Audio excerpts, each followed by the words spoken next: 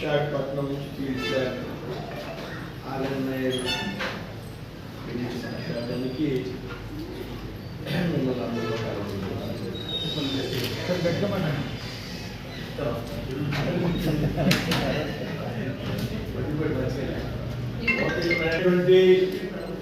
ఎవరన్నాడు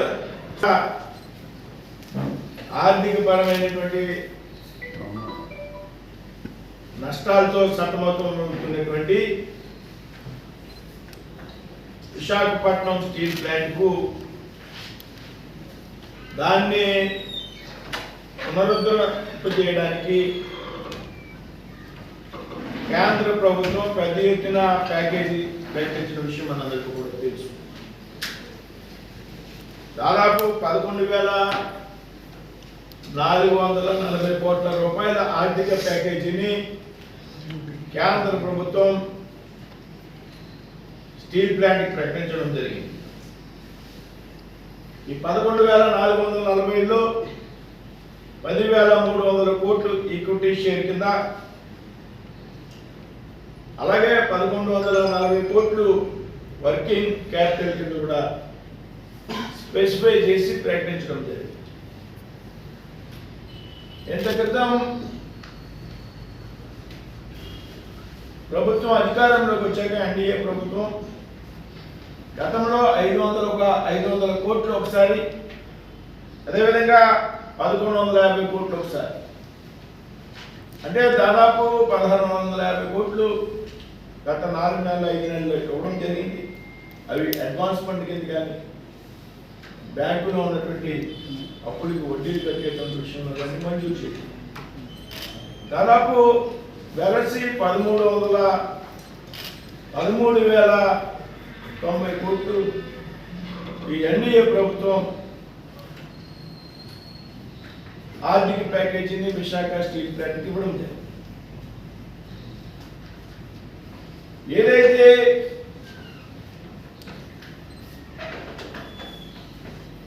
ముందు అనుకున్నటువంటి ఏదైతే డిజిన్వెస్ట్మెంట్ ఉందో ప్రైవేటీకరణ,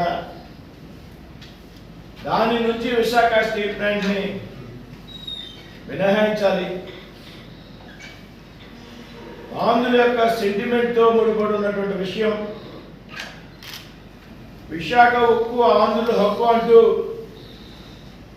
అనేక సంవత్సరాలు ఉద్యమాలు చేసి అనేక మంది ప్రాణత్యాగాలు చేసి సంపాదించుకున్నటువంటి పరిశ్రమ విశాఖ ఉక్కు. అయితే దీనిని సమర్థవంతంగా నడిపించాలి అంటే భారీ నష్టాలతో ఉన్నటువంటి పరిస్థితి. అయితే కేవలం ఆంధ్రప్రదేశ్ ప్రజల మీద ఉన్నటువంటి గౌరవం, ఆంధ్రప్రదేశ్ ప్రజల యొక్క సెంటిమెంట్ని కాపాడాలనేటువంటి, సెంటిమెంట్ని గౌరవించాలనేటువంటి ఒక ఆలోచనలో భాగంగా ప్రధానమంత్రి నరేంద్ర మోడీ గారి నాయకత్వంలో కేంద్ర ప్రభుత్వం ఈ ఆర్థిక ప్యాకేజీని ప్రకటించింది.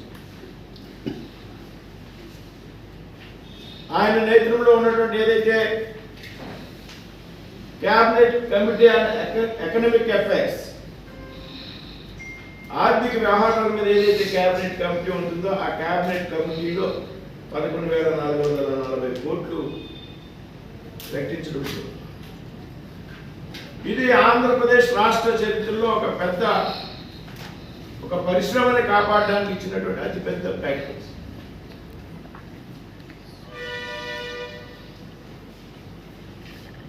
ఏదైతే ఉక్కు శాఖ మంత్రిగా ఉన్నటువంటి కుమారస్వామి, ఆర్థిక మంత్రిగా ఉన్నటువంటి నిర్మలా సీతారామన్, ఆంధ్రప్రదేశ్ ముఖ్యమంత్రిగా ఉన్నటువంటి చంద్రబాబు నాయుడు గారు అందరూ సమిష్టి కృషి కారణంగా ఈ సమయంలో స్టీల్ శాఖకు సహాయ మంత్రిగా ఉన్నటువంటి నా యొక్క చొరవ, నా యొక్క ఒత్తిడి నా కేబినెట్ మంత్రి గారి మీద, లేకపోతే నిర్మలా సీతారామన్ గారితో ఉన్నటువంటి మనకి సుపరిచితులు కాబట్టి ఆవిడతో ఈ అవకాశం నాకు కూడా కలిగింది అని చెప్పుకోవడానికి గర్వపడుతుంది ఒక ఆంధ్రుడు. ఏదైతే ప్రధానమంత్రి మోడీ గారు చెప్పారు. కేవలం ఆంధ్రప్రదేశ్ ప్రజల మనోభావాలు కాపాడడానికి, వారిని గౌరవించడం కోసం ఈ ప్యాకేజీని ఆత్మనిర్భర్ భారత్లో భాగంగా మేము ప్రకటిస్తున్నాం.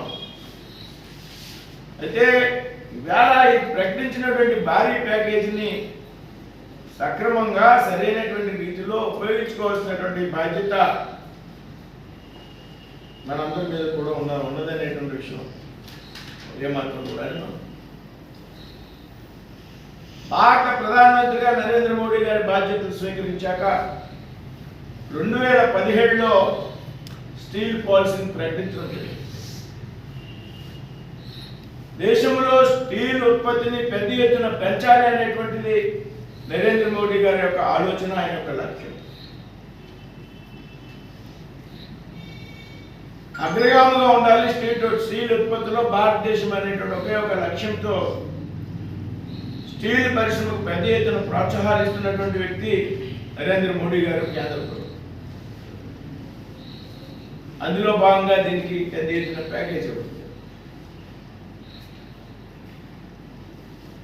విశాఖ ఉక్కు విషయానికి వచ్చినట్లయితే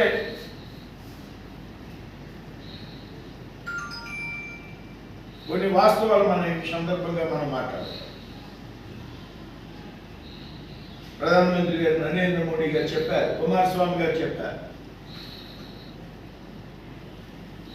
ఈ ప్యాకేజీ తరువాత కూడా మనం సమర్థవంతంగా ప్లాంట్ నడవలేకపోతే అది మన యొక్క మేనేజ్మెంట్ యొక్క ఫెయిల్యూర్గా మనం భావించాలి. ఏదైతే కార్మికులకి ఇబ్బంది కలగకూడదు, కార్మికుల యొక్క కుటుంబాలకు ప్రయోజనం చేకూర్చాలి, అనేక సంవత్సరాలుగా పనిచేస్తున్నటువంటి కార్మికులు ఎవరైతే ఉన్నారో వారి ప్రయోజనాలు కాపాడాలి అనేటువంటి ఆలోచనతో ఇవాళ ఈ ప్యాకేజీ ఉంది.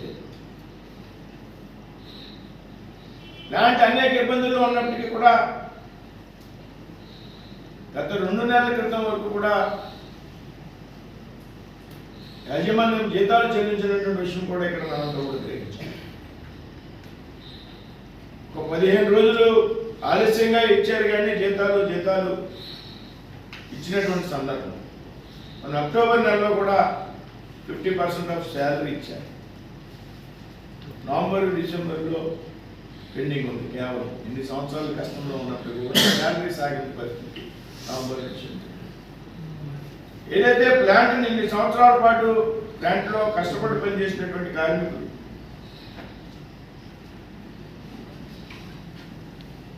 వారికి సక్రమంగా జీతాలు అందజేయాలనేటువంటి ఆలోచనతో, మరి ఇబ్బంది పడకూడదు కుటుంబాలు అనేటువంటి ఆలోచనతో ఈ రకమైనటువంటి ఏర్పాటు చేయడం.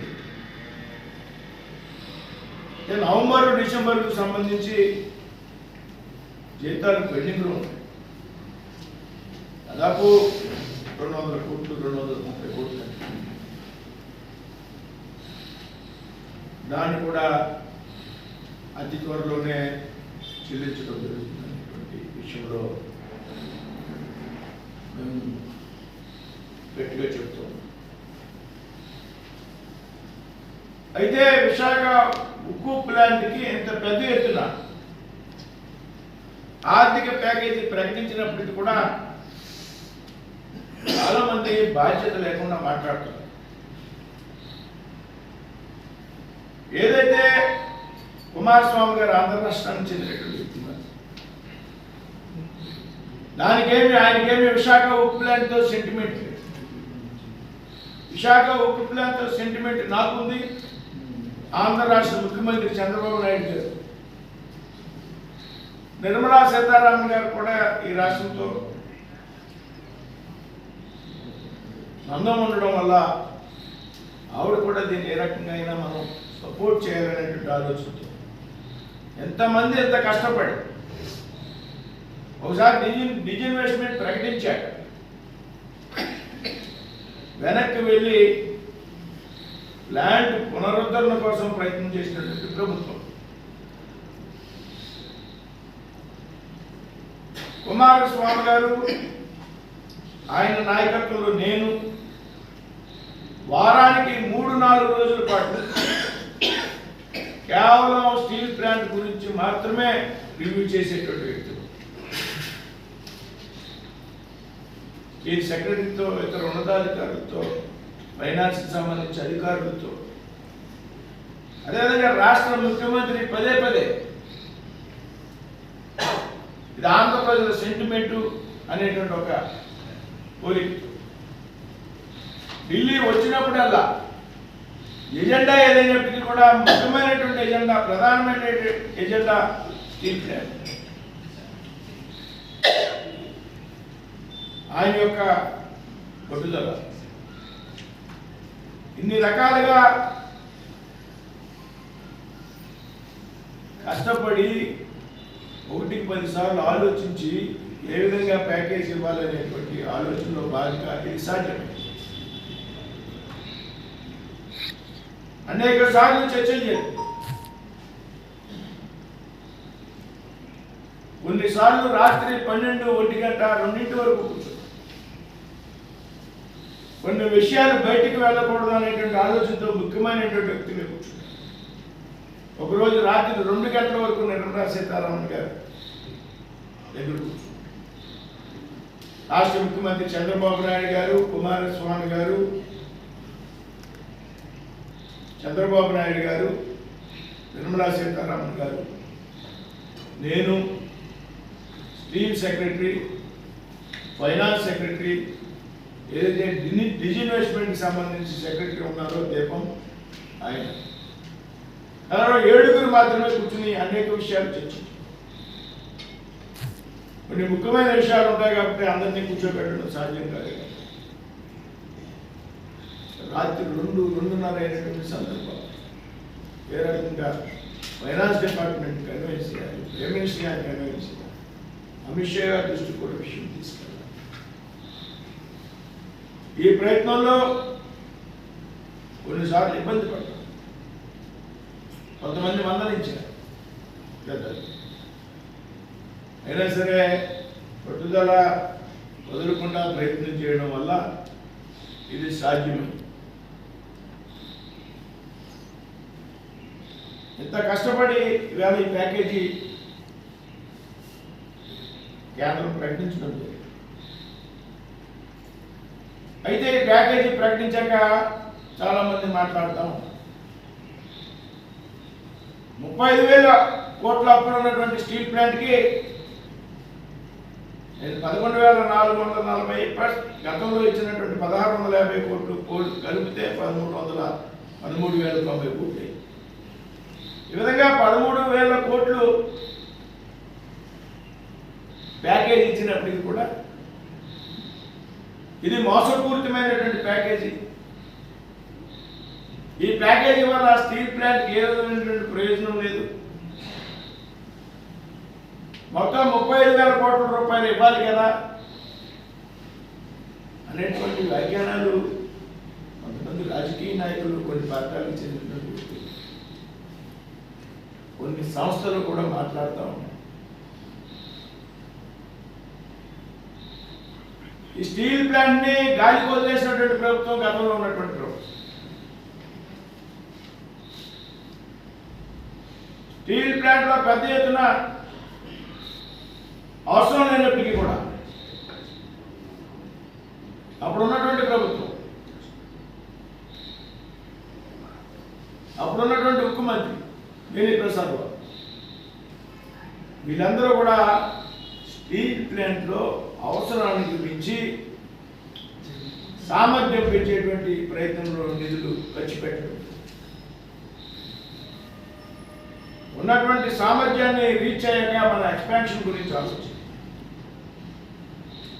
అంతేకాదు ఇన్ని కష్టాల్లో ఉన్నటువంటి స్టీల్ ప్లాంట్ని రాయ్బరేలీలో ఎవరు ప్రాతినిధ్యం వహిస్తున్నారో మనందరికీ కూడా తెలుసు. ఎవరి మొప్పు కోసం రాయ్బరేలీలో 2,100 కోట్లు పెట్టి అక్కడ వీల్స్ తయారు చేసేటువంటి ఫ్యాక్టరీలో పక్కన పరిశ్రమ నష్టాల్లో ఉంది, ఇబ్బందులు ఉన్నాయి. ఇటువంటి పరిస్థితుల్లో కొత్త పెట్టుబడులు పెట్టడానికి నిర్ణయం తీసుకున్నది ఎవరు అనేటువంటి విషయాన్ని కూడా మేము అడుగుతాం. 2020లో రాయబరీలో పెట్టుబడులు పెట్టడం 2021 సామర్థ్యం లేక నడపలేక 2024లో దాన్ని రైల్వే వారికి విక్రయించడం. ఆ విక్రయించుకో వచ్చినటువంటి 2400 కోట్లు బ్యాంకు వడ్డీలు ఇచ్చారు. ఈ విధంగా కానీ ఆ పార్టీ నాయకులు మాట్లాడుతున్నారు. కొన్ని పార్టీకి సంబంధించి సంఘాలు మాట్లాడుతూ ఉన్నాయి. గాలిలో ఉన్నటువంటి భవిష్యత్తు ఏమవుతుందో తెలియనటువంటి పరిస్థితి వేళ పెద్ద ఎత్తున ప్యాకేజీ ప్రకటిస్తే ఇదే చివరి ప్యాకేజీ కాదు, భవిష్యత్తులో కూడా స్టీల్ ప్లాంట్కి అవసరమైనటువంటి సందర్భంలో మరొక ప్యాకేజీకి సిద్ధంగా ఉన్నటువంటి సాక్షాత్తు ముఖ్యమంత్రి కుమారస్వామి గారు ఢిల్లీలో పాత్రికేయుల సమావేశంలో మాట్లాడితే బాధ్యత లేకుండా బాధ్యతారాహిత్యంగా మాట్లాడటం అనేది వారి విజ్ఞప్తిగా ఉంది.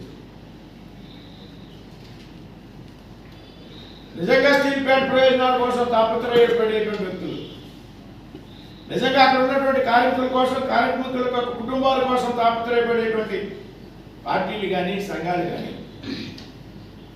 ఈ విధమైనటువంటి బాధ్యతారాహిత్యమైనటువంటి ప్రకటనలు చేయవు అనేటువంటి విషయాన్ని మనందరూ కూడా గ్రహించాలి. ఇది ఎన్డీఏ ప్రభుత్వ విజయం. స్టీల్ ప్లాంట్ ప్యాకేజీ గతంలో మనం ఏదైతే చెప్తా ఉన్నామో డబుల్ ఇంజన్ సర్కార్ వాళ్ళు ఉండేటువంటి ప్రయోజనాలు, భారతీయ జనతా పార్టీ ఓట్ల కోసం ఎప్పుడు కూడా ఏ ప్యాకేజీని ప్రకటించేటట్టు భారతీయ జనతా పార్టీ లేదు. ఈ విధంగా ప్రకటించాలంటే ఎన్నికల ముందే ప్రకటించినట్లయితే విశాఖ స్టీల్ ప్లాంట్ విషయం రాష్ట్రంలో మరింత మెరుగైనటువంటి ఓట్లకి వచ్చి ఉండేది. కానీ ఓట్ల ఆధారంగా నిర్ణయాలు తీసుకునేటువంటి ప్రభుత్వం ఎన్డీఏ ప్రభుత్వం, అది కేంద్రంలో ఉన్నటువంటి నరేంద్ర మోడీ గారి ప్రభుత్వం. నేను స్టీల్ సహాయ మంత్రిగా బాధ్యతలు స్వీకరించినటువంటి చెప్తున్నాను, కుమారస్వామి గారు చెప్తున్నారు, 7-8 సంవత్సరాలుగా ఏ ఉక్కు శాఖ మంత్రి కూడా స్టీల్ ప్లాంట్ ప్రాంగణంలో అడుగు పెట్టలే, స్టీల్ ప్లాంట్ని సందర్శించలే. కుమారస్వామి గారు వెళ్ళాలని నిర్ణయించుకున్నప్పుడు మేము అనేక మంది అభ్యర్థులు చెప్పారు, ప్లాంట్లోకి వెళ్ళొద్దు, ఇబ్బందులు ఉంటాయి. కానీ ఉక్కు సంకల్పంతో ఉక్కు మంత్రి గారు నేను ప్లాంట్ని సందర్శించడమే కాకుండా ఒక రాత్రి బస చేయడం, కార్మిక సంఘాలతో చర్చించారు, ఉద్యోగస్తులతో చర్చించారు, యాజమాన్యంతో చర్చించారు, ప్లాంట్ అంతా కూడా అనుమతిగా సందర్శించారు, ఇబ్బందులు తెలుసుకున్నాం. చివరిగా ఆ రోజు అభిప్రాయపడ్డాం, ఇటువంటి స్టీల్ ప్లాంట్ దేశంలోనే లేదు అనేటువంటి అభిప్రాయం. ఆనాడే అక్కడ ఉక్కు శాఖ మంత్రి కుమారస్వామి గారు ఇది ప్రైవేటైజేషన్ అవనేమో అని ప్రకటించడం. ఢిల్లీలో ఉన్న సందర్భంలో కుమారస్వామి గారు నేను ఒకే చోట పక్క రూముల్లో ఉంటాము, రోజు స్టీల్ ప్లాంట్ ఇష్యూ రివ్యూ చేయడం, దీన్ని ఎలాగైనా కాపాడాలి సార్, ఇది మా రాష్ట్రంలో సెంటిమెంట్, తప్పనిసరిగా ఎట్టి పరిస్థితుల్లో దీన్ని కాపాడదాం, పెద్దలకు నచ్చి చెప్తాం అనేటువంటి అభిప్రాయాన్ని కుమారస్వామి గారు పదే వ్యక్తించారు. ఇవాళ ఈ ప్లాంట్కి ప్యాకేజ్ రావడం కనుక నేను చంద్రబాబు నాయుడు గారు ఈ రాష్ట్రానికి చెందినటువంటి వ్యక్తులు, మాకు ప్రత్యేకమైనటువంటి అభిమానం. కానీ కుమారస్వామి గారు కర్ణాటకకి చెందినటువంటి వ్యక్తి అయినా కానీ ఆంధ్రప్రదేశ్కి చెందినటువంటి వ్యక్తికి అంత కృషి చేస్తామో అంత కృషి కుమారస్వామి గారు చేయాలి. నిర్మలా సీతారామన్ గారికి పెద్ద ఎత్తున సహకరించారు. కాబట్టి ఇవాళ మనం చెప్తున్నాం, ఎంత చేసినా కానీ చాలా మంది అడుగుతూ ఉన్నారు, ప్రశ్నిస్తూ ఉన్నారు మీడియా ద్వారా, భవిష్యత్తులో ప్రైవేటీకరణ జరగదు అని గ్యారంటీ ఉందా అని అడుగుతున్నాను. కొన్ని సంఘాలు కానీ, కొన్ని రాజకీయ పార్టీలు కానీ, కొన్ని మీడియా మిత్రులు కూడా నన్ను అడిగారు టీవీ. ఇవాళ 11,440 కోట్లు, గతంలో 1,650 కోట్లు, కలిసి 13,090 కోట్లు ఇస్తే ఇంకా భవిష్యత్తులో ఇది ప్రైవేటీకరణ జరగదా అనేటువంటి అనుమానం ఎందుకు వస్తుంది అనేటువంటి విషయంలో నాకైతే స్పష్టత లేదు. ప్రైవేటైజేషన్ చేయాలి అంటే, డిజిన్వెస్ట్మెంట్ చేయాలి అంటే ఈ విధమైనటువంటి ప్యాకేజీ నరేంద్ర మోడీ గారు ఎందుకు ఈ రాష్ట్రానికి ఇస్తారనేటువంటి విషయం మీద ఒక కనీసమైనటువంటి ఆలోచన, అవగాహన ఉండాలనేటువంటి విషయాన్ని నేను చెప్తాను. ఈ రకంగా ప్యాకేజీ ఇచ్చారంటేనే అది ప్రైవేటీకరణ జరగదు రాబోయేటువంటి రోజులని అర్థం చేసుకోవాలి దయచేసి. కేంద్రంలో బాధ్యతల్లో ఉన్నటువంటి వ్యక్తులకు అన్నీ కూడా బహిరంగంగా మాట్లాడటం సాధ్యం. కొన్ని అంశాల మీద కొంత సీక్రెసీ అవసరం.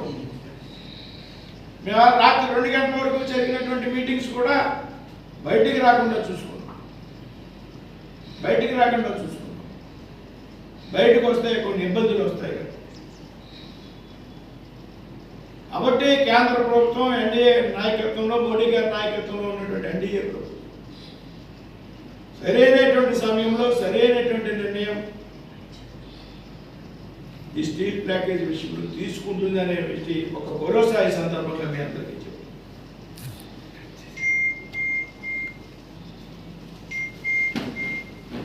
ప్రైవేటైజేషన్ కాదు అనేటువంటి విషయం చాలా స్పష్టంగా చెప్పారు.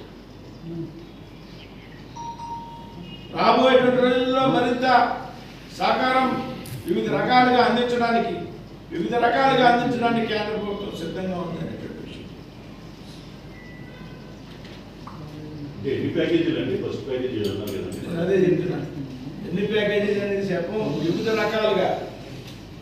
రకాలుగా సహకరించడానికి సిద్ధంగా ఉందన్నమాట. ఇందులో ప్యాకేజ్ 1, ప్యాకేజ్ 2, ప్యాకేజ్ 3 సందర్భానుసారం అక్కడ ఉన్నటువంటి పరిస్థితులు అవసరమైతే మరింత సహకారం, మరింత ప్యాకేజీ సందర్భాన్ని బట్టి సహకారం ఇస్తానికి కేంద్ర ప్రభుత్వం సిద్ధంగా ఉంది. స్టీల్ ప్లాంట్ విలీనం చేసుకోవడానికి సిద్ధంగా ఉంది కదా, అది కార్యాచరణ దాచట్లేదు.